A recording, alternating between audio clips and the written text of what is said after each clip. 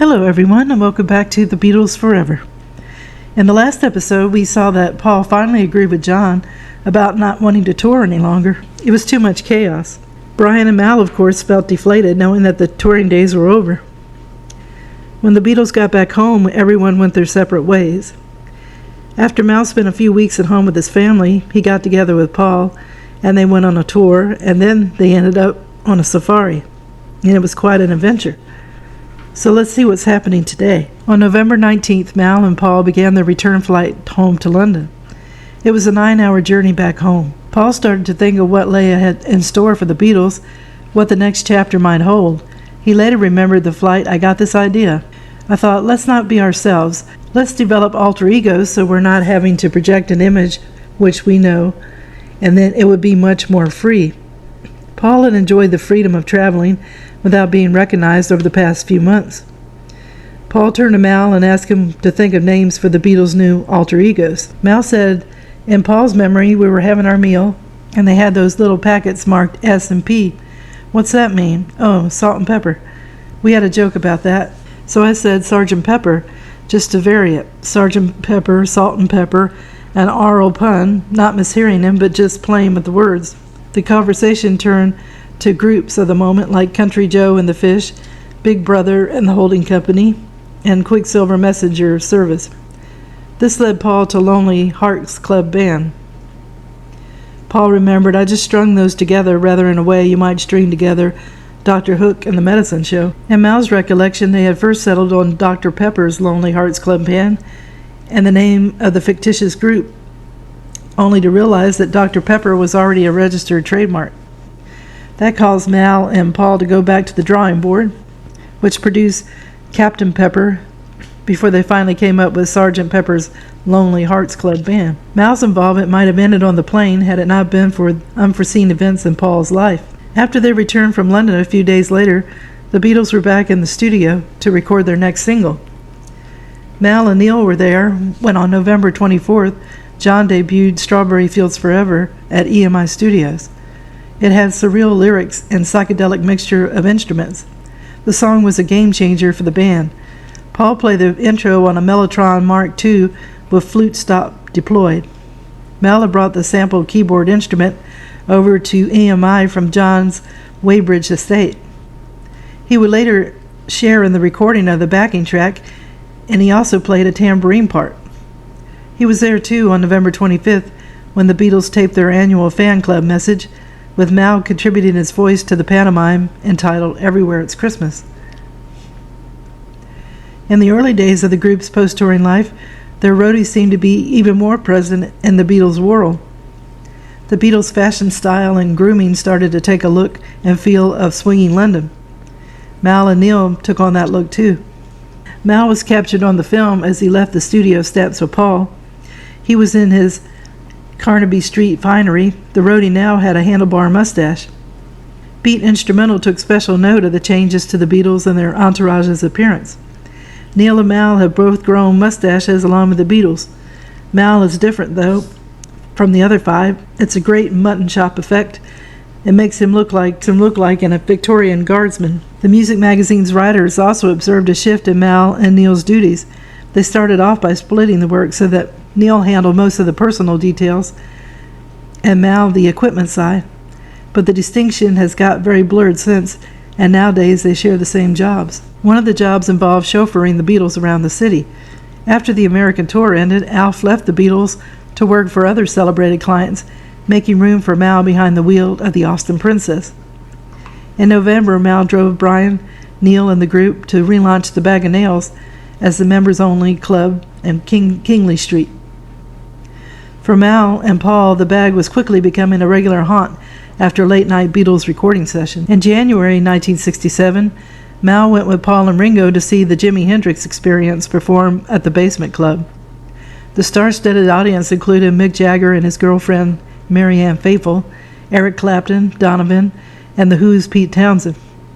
After the show, Townsend recalled observing Hendrix flirting with Faithfull, and Mick wasn't happy about it. Jimmy himself broke the tension by taking Marianne's hand, kissing it, and excusing himself to walk over to Paul and Mal. So Townsend recalled, Mal Evans, the Beatles' lovable Roadie cum aide de camp, turned to me and breathed a big, ironic, Liverpudlian sigh. That's called exchanging business cards, Pete, Mal quipped. Mal's duties expanded again after Paul fired his housekeeping staff at his 7 Cavendish Avenue residence. McCartney had moved out of the Ashers' home the previous year when he bought a house just a few blocks away from EMI Studios. When he learned that Mrs. Kelly, his housekeeper, and her husband George, his butler, intended to sell their story to an Australian magazine, Paul dismissed the couple. With Jane Asher off on a 6-month North American tour with the Old Vic Theatre Company, Paul invited Mal to move in with him at the Cavendish Avenue home. Now Mal added housekeeper to the ever-expanding list. By early February, he had settled in as Paul's temporary flatmate, carrying out cooking, cleaning, and gardening duties. For Mal, it was a dream come true. He loved all the Beatles, of course, but he reserved special esteem for Paul. If there was a drawback, it was Paul's old English sheepdog, Martha. Mal was fond of pets, but Martha could be a handful, literally. Paul got Martha when she was a puppy from a Buckinghamshire breeder in 1966, originally naming her Knickers after she had an accident in his lap. After his girlfriend flinched at the name, Paul took to calling the puppy Martha. When it came to Mal's housekeeping, Martha proved to be an ongoing nuisance. One thing we both did laugh about was coming home from sessions or filming late at night, he recalled, and finding that his dog Martha had gone to the bathroom, had done number 2, either in his bed or mine, quite indiscriminately. Mal's quarters at 7 Cavendish Avenue were located in the basement, but his favorite part of the house was the 3rd floor, where Paul had assembled a sumptuous music room. We were to spend many pleasant evenings in that little room at the top of his house, Mal wrote. The space was filled with instruments, but its centerpiece was a very gaily decorated piano. Painted by Simon Posthuma and Marieke Koger, Dutch artists who would adopt the Fool as the name of their design collective, the piano had been designed by pop art designers Dudley Edwards and his partner Douglas Binder in October 1966. Because of the psychedelic imagery, Paul took to calling the instrument his magic piano. Lily, as to be expected, didn't like Mal's new living arrangements, especially after having recently spent the Christmas holidays with him in Liverpool. She accused her husband of kowtowing to the Beatles. In his diary, Mal admitted that her anger was a terrible blow, but at the same time he wrote that he wanted to do everything for the group, thus only underscoring his wife's concern over his low place in the Beatles' hierarchy. He was always at their beck and call, Lily said. Still, when it came to the Beatles' efforts at monopolizing her husband's time, she understood. He was such a nice fellow to have around, she recalled, so much so that it could provoke a little jealousies within the band. And when it came to Mal, his housemate Paul was currently winning the sweepstakes. Mal continued to fret over Lily's disappointment in him, but he began to fashion a solution to his family's ills, reasoning that they should join him in London in a house of their own. On January 27, 1967, Paul started working on a new song with Mal. The Roadie came to refer to it as Where the Rain Gets In. The song was inspired by Paul's becoming a homeowner. Mal discovered a leak in the ceiling of the music room. The next day, according to Mal, the two continued refining the tune. Hope people like it, he wrote in his diary, after making progress on fixing a hole, as the song would be known as. The duo turned their attention towards Sgt. Pepper's Lonely Hearts Club Band. In Mal's recollection, the song was the brainchild of 2 people keeping each other company at a painted piano. As the duo made quick work of the tune, Mal became increasingly elated at the prospect of becoming a published songwriter. Not only did the song sound good, but Paul tells me that I will get royalties on it. Great news. Now perhaps a new home. By late January, Mal and the Beatles had begun working on the promotional spots for Strawberry Fields Forever and Penny Lane. The films were shot at Knoll Park in Sevenoaks, Kent, under the direction of Peter Goldman and produced by Tony Bramwell. As they watched the proceedings unfold, Mal snapped a series of photos. Meanwhile, Neil pitched in with some ideas about how to transform Sgt. Pepper into a concept LP of sorts. As Neil later remembered, I said to Paul, "Why don't you have Sgt. Pepper as the host of the album? He comes on at the beginning of the show and introduces the band, and at the end he closes it." A bit later, Paul told John about it in the studio, and John came up to me and said, "Nobody likes a smart arse, Neil."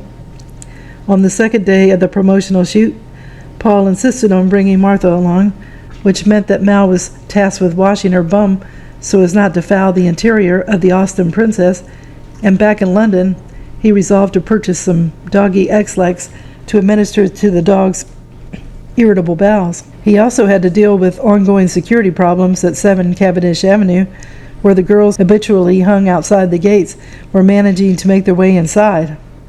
On January 29th, Mal and Paul worked in the music room again, this time putting the finishing touches on Door, the working title for Fixing a Hole.